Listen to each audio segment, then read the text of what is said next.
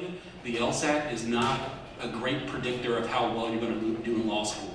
Right? It's not a great predictor of what kind of lawyer you're going to be. But you know what the LSAT will do? It will get you money. Right? So if this is something that you're serious about and you really want to do, give it the attention it deserves. I know a lot of you have other things that are pulling at you, responsibilities, jobs, girlfriends, boyfriends. You want to be smart about this time in your life. I kind of think about it like running a marathon, right? So I have a brother and a sister who just finished a marathon, 26.2 miles, and you know what they did a couple days later? They got up and ran again, right? When you're talking about the LSAT, you give it the time and the attention that it deserves, and you never have to look at this stuff again. Prepare to take it just one time, and it could change your life. It completely changed mine. And for those of you out there, such as myself, who have a very high GPA, but I'm not a standardized test taker, you have to add some sort of depth to your application, because there needs to be some sort of balance. So I knew going in, when I was an undergrad at NYU, and I was had high GPA, I was in every club, I was in my sorority, someone told me that if you're not going to be able to perform better than average on your LSAT, you have got to add depth to your resume. So for me, I'm not a multiple choice person. I'd rather justify my way to an answer. So for me, the personal statement, coupled with the GPA and my very average LSAT score, is what helped me get into the schools that I had selected. So when you're thinking about putting that package together, whether it's your GPA or it's your LSAT that may or may not be strong, you look at the full picture and all of the volunteer work and all the extracurricular activities that add depth to you and can distinguish you from the hundreds of thousands of other students that are going to apply. So don't panic whether those two indicators, GPA or LSAT, they're not where you want them to be. It's not the end of the world. You will get in to a school somewhere. And again, 1 + 1 is 2, whether or not you learn it at NYU or you learn it at Toro, it doesn't mean anything. It's what you do when you get on the other side of the door. Your school may get you there, but I've met a lot of people that have gone to a lot of great schools, turned out to be pretty mediocre. And then you have some phenomenal attorneys that you can't tell them, you don't know where they went, but it's that skill set that they walked away from that institution with. That's what helps you. So don't panic, because I was sitting where you were, and I was like, oh my God, I'm not a standardized test taker, but it didn't stop.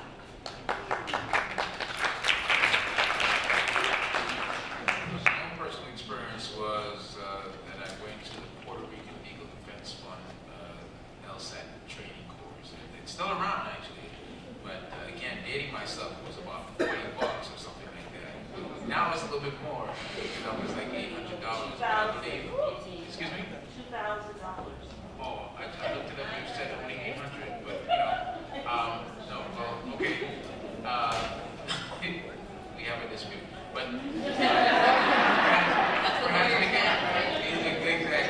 perhaps you can look it up. It was just a great course. It was like every Saturday at the time I took it. I was even working 2 full-time jobs at the time, and I was able to squeeze out time to go to the course, and I did fairly well. I don't remember my score with the LSAT, but I was good enough to get where I wanted to go. So I would recommend that in my personal experience. So just to add to that, to what some of what's been said, you really have to know what your strengths and your weaknesses are, and where you have a weakness, you need to invest time and resources in taking, coaching or training, because these are all sort of the preliminary requirements are not necessarily indicative of who you're going to be as a lawyer. They're sort of gatekeeping tests that you have to go through. So if you don't know how to do something well, get the coaching and get the experience that you need. For me, standardized tests were not a big deal, so I didn't pay someone to train me to do it. But I know where I have weaknesses. I definitely would hire a tutor to help me and make sure I really understood the material. So it's about, strengths and balances and finding out where your weaknesses are and being very honest with yourself about that. And then there are a lot of organizations out there that do provide training and exposure to what it's like to work in a law firm, what it's like to be a law student. Jackie Robinson Foundation is one that comes to mind. A lot of law firms and organizations have internship programs in their law department, and I really recommend that just in terms of really getting an understanding of what it is that your long-term goal, where it is that you're going, understanding how the law works and how law practice works and the law business works. So if you haven't had that exposure in the past, a lot of us have not. We don't, we're coming from families where we don't have lawyers that can really talk to us. So I highly recommend looking for internships while you're still in college, and even, as you're starting your first year of school. And I'll just add, I think I heard someone throw out there $2,000. Again, the law school admission test is not a great indicator of what type of lawyer you're going to be. But the reason why you really want to do well is you want someone to pay for law school for you. So take that $2,000 and try to figure how many months of student loan payments is that going to be on the tail end, right? So what I'd recommend to you, and I always seem to represent the extreme, sell that raggedy car of yours and go and take an LSAT course so you don't have to pay $1,500 a month in student loans for the next 10 or 20 years.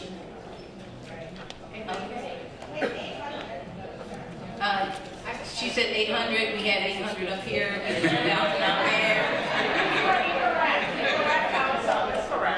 That's correct, okay. We got to the bottom of it, that's what we do.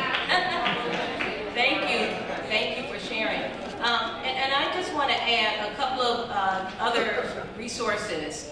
So the Law School Admissions Council offers pre-law undergraduate scholars programs at various schools. And at Chicago-Kent, where I currently work, I actually run a pre-law undergraduate scholars program every summer in June. It's a 3-week-long program. It is free. It is limited in enrollment, around 20 students, so it's pretty competitive.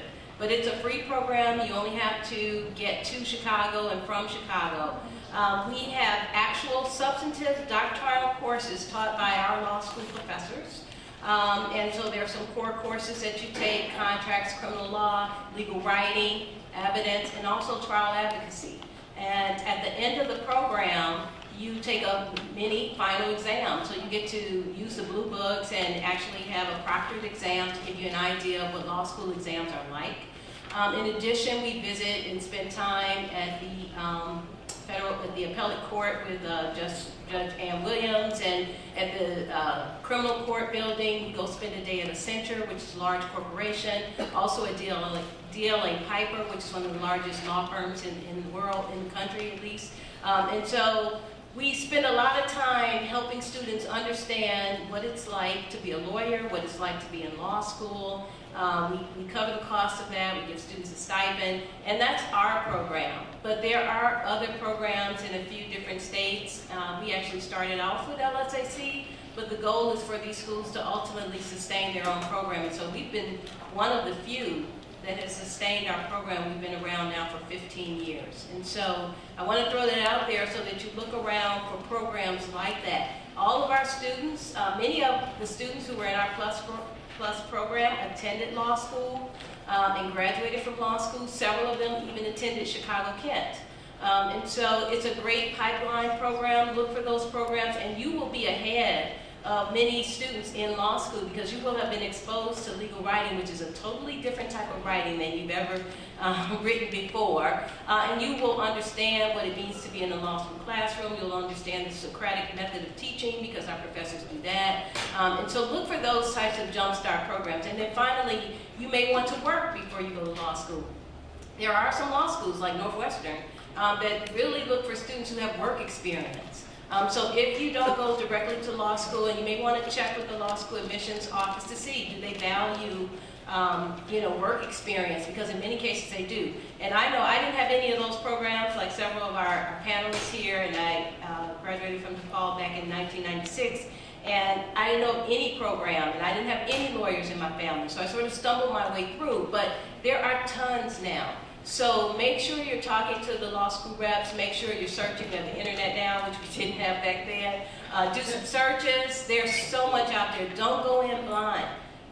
There's so many prep programs out there, and then find out what they think about work experience. Also, I know I got a graduate degree before I went to law school. Some of you may want to think about that if your GPA isn't where you want it to be. All of that admissions people look at, and to determine if you're a viable candidate, if they think you'll be successful in law school. So those are just some of those programs. And I'm going to segue. I just wanted to add one thing. Don't think that because you didn't do so well on your LSAT that you'll never get into law school. I hear so many young black folks tell me that. You never know. No one knows what these people are looking for when they look at your application. And if you've done something, put that down on your application. I met someone that was a white woman. I had the pleasure of sitting next to her on a flight. And there was a African-American woman that had applied, and her GPA wasn't really what it needed to be, and her LSAT wasn't really what it needed to be. But she had a mother who was a drug addict. She had to raise her 6 sisters. Not only did she raise her 6 sisters, but she started a homeless feeding program at her church. So automatically with all of that, they understood her GPA, they understood her LSATs, but they thought that what she did was so dynamic, and she started some program at the school. So, whatever you've done, put it down. If you work with your church's homeless outreach program, the prison ministry, if you work with the Girl Scouts, the Boy Scouts, whoever, whatever you've done, put it down, because you may think nothing of it, but it may pique the interest of the person who's reading your application. And no one knows what they think. I have no idea. No one can ever tell me.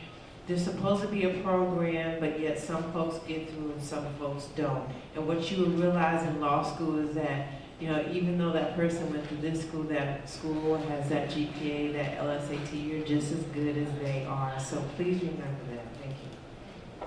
All right, so we're going to transition along those same lines of how to get into law school. So now we told you about how to prepare, build your leadership skills, do the right things, attend programs. But then there's another big piece, and that's how do we pay for law school. And our panelists at the end started out and shared a little bit about, what he did and the LSAT and how that is that's one thing it's definitely important for, and that is getting scholarship. But most of the law schools offer scholarship. I know about 85% of our students at Chicago-Kent get some form of scholarship from $5,000 to full. It just depends, and you have to be willing to get out there and negotiate and to try to get that scholarship money, because it is out there. And in addition to the money the school gives, there's a lot of other organizations